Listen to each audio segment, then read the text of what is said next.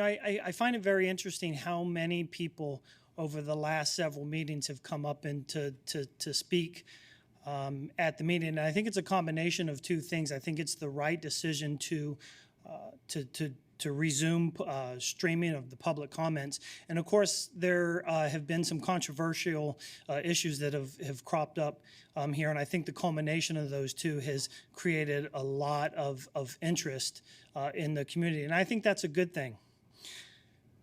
During these couple of meetings, I've heard a couple different things, and I want to talk about those. One of them is the politicization of our schools, and the other are parental rights. So when you think about the politicization of our schools, you're thinking about, are we pushing certain political party views? But I don't think it's really simple as that. What we're really looking at is differences of ideas, and really it boils down to what difference in views of government. What is our view of government? You guys know this, but you're part of the government. You're a government body that is responsible for governing our schools.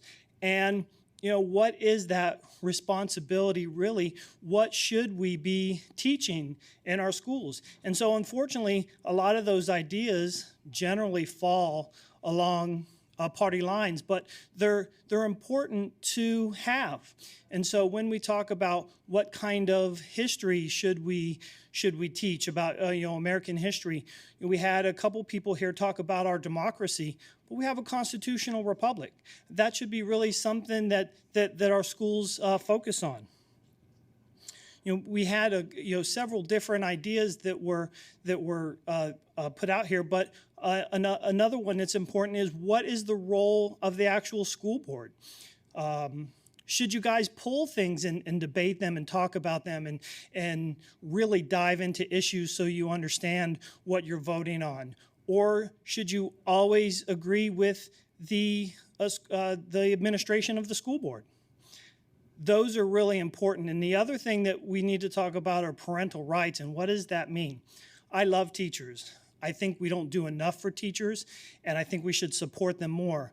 I also know that the parent is the #1 educator of a child, and parents should retain that right to decide sensitive subjects when and if they're taught to their students. It shouldn't be something that's not the role of the public school board, and you guys are making the right choice and restricting sensitive. Thank you. Daniel.